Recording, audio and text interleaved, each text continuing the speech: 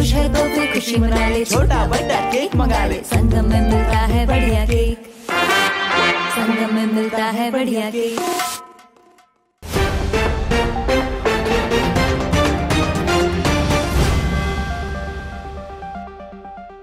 प्रिय दर्शकों नमस्कार, मैं आचार्य पंडित विनोद चौबे। धनतेरस को जो पावन पर्व है, यह ज्योतिष के अनुसार निश्चित रूप से हर व्यक्ति के जीवन में धन की आवश्यकता होती है और धन की जो पूजा है, यह धन के आगमन और धन के जाने का जो मार्ग होता है, वह प्रमुख रूप से उसका माध्यम या केंद्र शरीर ही होता है। गोस्वामी तुलसीदास जी ने कहा कि शरीर माध्यम खलु धर्म साधनम, अर्थात सबसे बड़ा यदि धन है तो वह व्यक्ति का शरीर है। जब स्वस्थ रहेगा तभी जाकर के आपको भौतिक सुख की प्राप्ति होगी।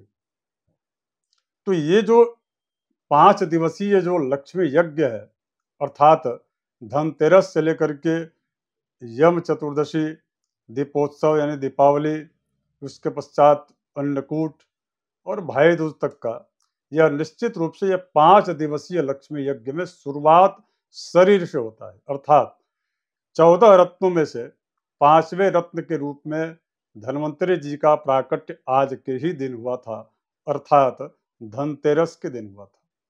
और उनके हाथ में जो 14वां जो रत्न है अमृत, वह अमृत जो है समुद्र मंथन से जो निकला हुआ अमृत 14वां था, वह अमृत का कलश लेकर के धन्वंतरी जी का प्राकट्य हुआ था। दूसरे हाथ में उनके आयुर्वेद था। यानी कि आज के दिन हम धन्वंतरी जी की पूजा करते हैं। और मैं सबसे आग्रह करता हूं, विशेष रूप से ज्योतिष के माध्यम से और एक धर्मगुरु के माध्यम से, हमारी जो संस्कृति हमारी है, हमारा जो परंपरा है, उसको आप समझिए।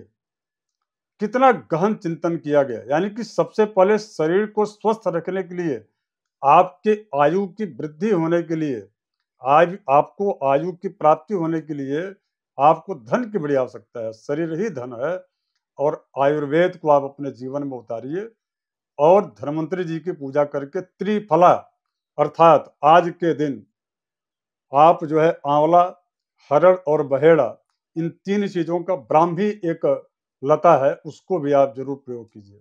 अब आइए ज्योतिष के अनुसार, आपकी राशि के अनुसार आज के दिन क्या खरीदना उचित रहेगा।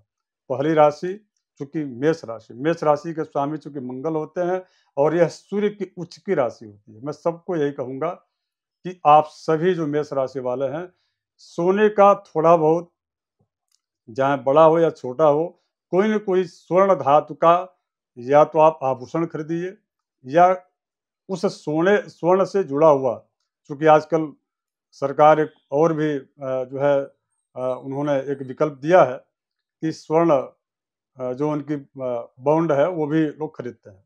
तो इस प्रकार से आप मेष राशि वाले सोना खरीदेंगे तो बहुत अच्छा होगा, क्योंकि वैसे भी आपके एकादश स्थान में इस समय शनि का संक्रमण चल रहा है, जो कि कुंभ राशि में है, और आपकी राशि पर चूंकि गुरु और राहु भी हैं, तो इसलिए सोना यदि लेते तो सूर्य आपका प्रबल होगा, राहु से आपको जो है राहत मिलेगी। राहु से संबंधित जो परेशानियां हैं, आर्थिक अनियमितता, कर्ज का वृद्धि होना आदि आदि चीजों में आपको राहत मिलेगी। जरूर आप सोना कर दिएगा।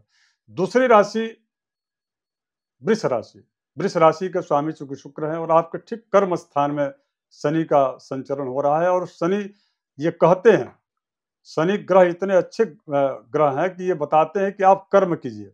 जो भी व्यक्ति कर्म करता है उसको शनि 100% रिजल्ट देते हैं। यानी कि कर्म के प्रति ज्योतिष भी यही कहता है कि आप पहले कर्म कीजिए, आप भाग्य के भरोसे मत रहिए। ज्योतिष एक मार्गदर्शिता है, अंधेरे में पड़ी हुई चीज को आपको बताता है, किंतु लेना तो आपको ही पड़ेगा और उसके लिए कर्तव्य और कर्म आपको करना पड़ेगा। कर्म क्षेत्र में अर्थात आपके करियर में ये शनि बहुत अच्छा आपके लाभ दे रहे हैं। मैं आपसे आग्रह करूंगा कि यदि आज के दिन आप चांदी खरीदते हैं या सफेद जो धातुएं हैं, विशेष करके जो आजकल प्लेटिनम इत्यादि जो धातु से निर्मित जो आभूषण है, उनको भी आप ले सकते हैं। हीरा भी आप खरीद सकते हैं। जैसी आपकी जैसी व्यवस्था वैसा आप जो है कर सकते हैं। इसके अतिरिक्त भी यदि कुछ ऐसा नहीं तो चांदी का एक सिक्का तो आप ले ही लें। अब हम बात करेंगे तीसरी राशि मिथुन राशि का। चूंकि ये जो राशि है आप सबको ज्ञात है कि यह राशि द्विस्व राशि में आती है और इस राशि का एक अपना तासीर होता है कि समन्वय होता है, अर्थात दो लोगों के बीच या दो विपरीत विचारधाराओं को मिलाना, ये इनका कार्य होता है। तो मैं आपसे यही कहूंगा कि दोनों स्वर्ण धातु और जो चांदी जो धातु है, इन दोनों में से कोई भी आप धातु ले लीजिए, किंतु कोई एक रत्न जरूर आप खरीदिएगा। जैसे पन्ना हो गया, पुखराज हो गया, या यदि आप रत्न नहीं खरीदते हैं तो कम से कम अपने घर में जो बाउल होता है उसमें जो है लाल, पीले और अलग-अलग कलर के जो रत्न जैसे आजकल आते हैं कांच के, तो उसको भी आप ला करके अपने घर में सजावट के रूप में रख सकते हैं, या कौड़ी तो 5 खरीद ही सकते हैं। अब हम बात करेंगे कर्क राशि, क्योंकि ये बहुत ही महत्वपूर्ण राशि इसलिए है क्योंकि आपके राशि के जो है का जो कार्य है, विशेष रूप से यह क्रिएटिव राशि है, अर्थात कुछ न कुछ करते रहना इनका एक सिद्धांत होता है। तो आपकी राशि जब भी और परिवर्तनीय होता है, जैसा आबो हवा होता है वैसा ये लोग जो है अपने आप को ढालने में इनको एक जो है महारत हासिल होता है। तो आप अगर यदि चांदी का बर्तन या विशेष करके पूजा पात्र यदि आप खरीदते हैं तो वह आपके लिए बहुत ही लाभप्रद होगा, लेकिन चांदी की ही धातु का आप लें, लोहा न खरीदें। मैं किसी को भी ये नहीं कहता कि आप लोहे का कोई धातु जो है खरीदें। हाँ, अगर यदि आज के दिन दान करने के लिए निमित्त आप लोहे की धातु खरीदते हैं तो वो आपके लिए लाभप्रद है, किंतु वो दान करिएगा, घर में उसका प्रयोग न करें। बात करूंगा अब इसके पश्चात सिंह राशि, क्योंकि 5वीं राशि है, स्वामी सूर्य है और यह सूर्य की मूल त्रिकोण की भी राशि है। सूर्य का स्वराशि भी है, तो निश्चित रूप से और अभी की जो स्थिति चल रही है वह सिंह राशि वालों के लिए विशेष रूप से बड़ा लाभदायी और कई नए अवसर लेकर के इस दीपावली में यह आपके लिए आया। तो आपको मैं यही राय दूंगा कि आप सोना यदि आप खरीदते हैं या सोने से संबंधित यदि कोई धातु आप जो है जिसका प्रयोग आभूषण में होता है, यदि वो लेते, चूंकि ग्रहों के राजा है सूर्य, और आभूषण यदि राजाओं का आप देखे होंगे उनका जो प्रदर्शन रहा करता था वह जो है अपने शरीर पर कितने सोना और कितने मणिमाणिक के पहनते थे। तो इससे उनका तेज में वृद्धि होता है, उनके अंदर प्रशासनिक क्षमता बढ़ती है। नौकरी या व्यापार के क्षेत्र में कोई भी सिंह राशि वाला उनके लिए बड़ा अच्छा होता है। अब हम बात करेंगे इसके पश्चात 6वीं राशि।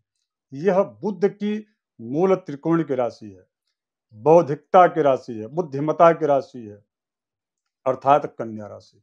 कन्या राशि का स्वामी चूंकि बुध है, आप सबको पता है, और चूंकि बुध जो है निश्चित रूप से जिसके भी साथ होते हैं उनको 2 चीजें तो देते ही हैं।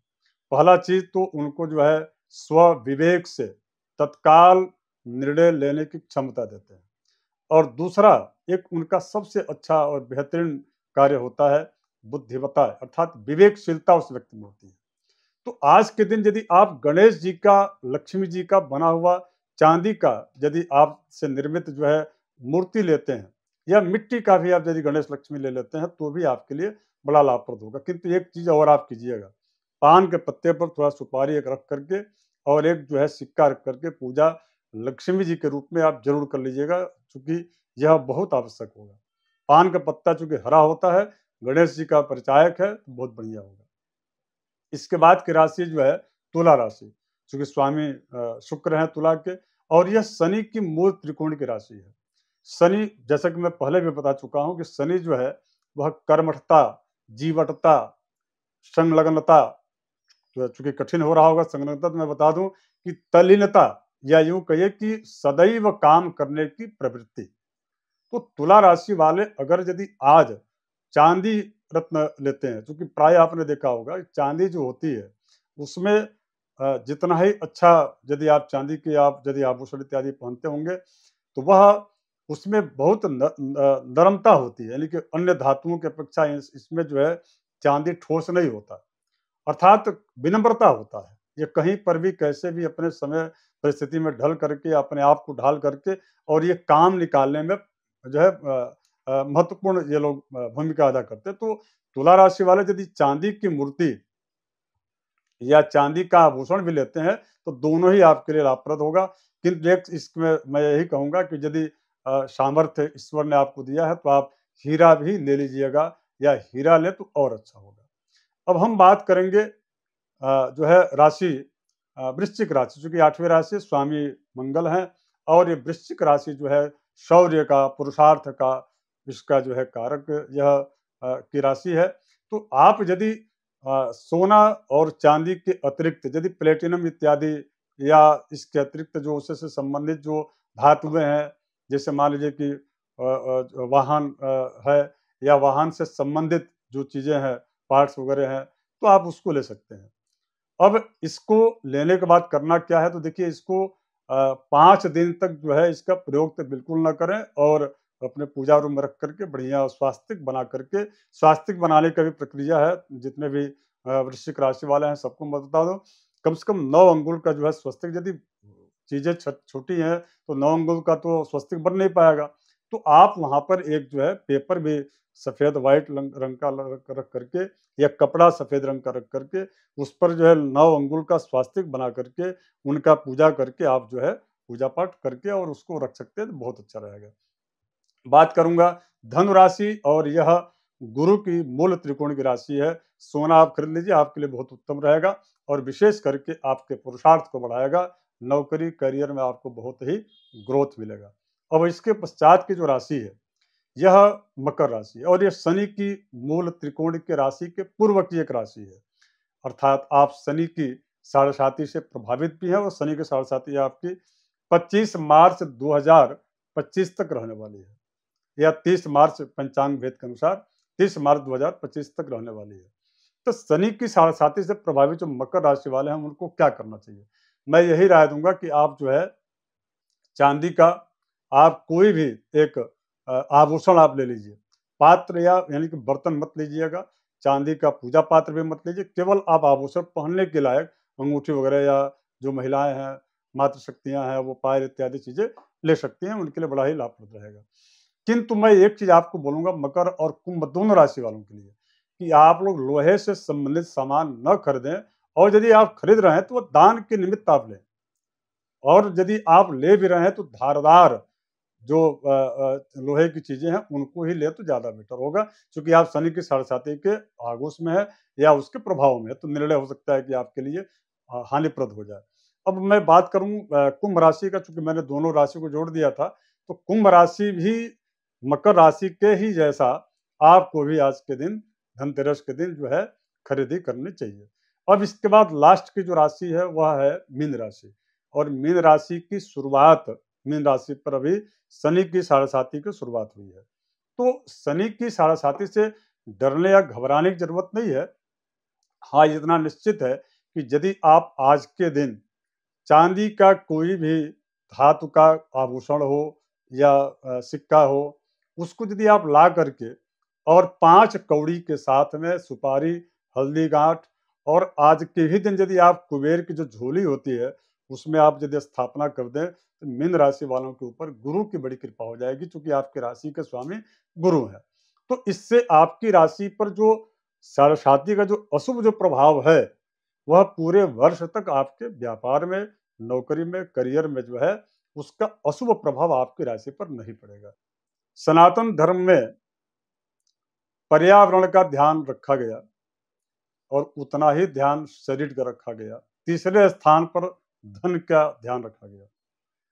बड़ा आप लोगों को आश्चर्य लगता होगा कि मैं क्या कह रहा हूँ, क्योंकि देखिए सबसे पहली चीज तो पर्यावरण, उस पर्यावरणीय जो व्यवस्था है, विशेष करके झाड़ू की मैं बात कर रहा हूँ, क्योंकि झाड़ू आपके लिए आज के दिन, विशेष करके धनतेरस के दिन क्यों लिया जाता है, यह जो प्रश्न है इसका उत्तर मैं 3 दृष्टिकोण से देना चाहता हूँ। पहला पर्यावरण के दृष्टिकोण से, दूसरा शास्त्रोक्त, और तीसरा आपके लिए ये क्यों आवश्यक है। समाज के अंतिम पंक्ति की व्यवस्था और अंतिम पंक्ति का महत्व हमारे धर्मशास्त्रों ने दिया है। झाड़ू लक्ष्मी का प्रतीक है। झाड़ू को प्रायः लोगों के द्वारा देखा जाता है कि 99% लोग गलती करते हैं, झाड़ू को ठीक से उनको रखना भी नहीं आता। मैं वो भी बताऊंगा। आप पूरे इस कार्यक्रम तक जुड़े रहिए। झाड़ू आज के दिन, धनतेरस के दिन इसलिए लिया जाता है क्योंकि यम चतुर्दशी के भोर में, यानी कि कल, यानी कि दीपावली के एक दिन पूर्व की रात्रि में, भोर में दरिद्र का निस्सारण होता है। डिंडिम का आवाज करते हुए दरिद्र को अपने घर से बाहर निकाला जाता है, और उसके पश्चात जब दरिद्र घर से बाहर जाएगा तो ही लक्ष्मी जी का आगमन होगा। तो यम चतुर्दशी के एक दिन पूर्व हम ये तैयारी कर लेते हैं कि हम जो है आज के दिन झाड़ू, यानी कि लक्ष्मी के रूप में, क्योंकि जो डिम की जो आवाज हम करते हैं वह झाड़ू यानी कि टूटा हुआ ही रहता है, सूपा होता है। प्रायः आजकल नई परंपरा में लोग भूल चुके होंगे, लेकिन आज भी यह परंपरा है। तो दरिद्र का निस्सारण और लक्ष्मी का आगमन, ये दोनों का प्रतीक झाड़ू है। झाड़ू को कभी भी उसका जिससे हाथ से पकड़ते हैं वह जो है झाड़ू का हिस्सा नीचे नहीं रहना चाहिए, वो सदैव ऊपर होना चाहिए। वह झाड़ू का सिर होता है, सिरोभाग होता है। और किसी भी व्यक्ति को या जो है उसको यदि आप सिर नीचे कर देंगे तो फिर वो निश्चित रूप से और प्राकृतिक रूप से वह आपको नुकसान पहुंचाएगा, जो उसकी प्रकृति नहीं है। लक्ष्मी किसी को नुकसान नहीं पहुंचाती, लेकिन यदि आप उनका अपमान करिएगा तो नुकसान की संभावना बढ़ जाती है। तो मैं यही कहूंगा कि झाड़ू को कभी भी जो है लाइए, और उसका जो झाड़ने का जो अग्र जो भाग होता है उसको नीचे रखिए, और उसका जो मुष्टिका होती है उसको जो है ऊपर रखिए। ये हो गया आपको झाड़ू कैसा रखा जाता है। अब इसके बाद से आज के ही दिन क्यों खरीदा जाता है, मैंने उसको बता दिया। झाड़ू का महत्व चूंकि लक्ष्मी का यह परिचायक है, प्रतीक है, इसलिए हमने कहा। अब इसके बाद आती है बात दरिद्र निस्सारण का।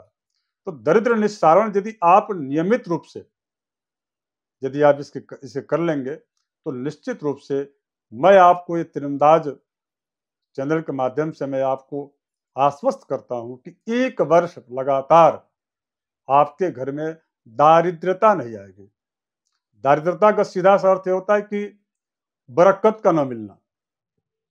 लोगों के लाखों लाखों की सैलरी है किंतु बचत 0 होता है। सैलरी तो आ रही है, लाखों सैलरी आ रही है, किंतु बचता नहीं है। इसका सीधा सा मतलब यह है कि वह उसके घर में दारिद्रता आ चुकी है। तो इस प्रकार की परिस्थितियां यदि आज के दिन झाड़ू खरीदा जाए और विधिवत यदि उनका परिपालन करते हुए शास्त्र का दरिद्र निस्सारण के साथ उनका लक्ष्मी के रूप में पूजा किया जाए, और उसके पश्चात भाई दूज के बाद उसका प्रयोग में लाया जाए घर में, तो निश्चित रूप से उस व्यक्ति के घर में दरिद्रता नहीं आती है। धन्यवाद, नमस्कार, जय श्री राम।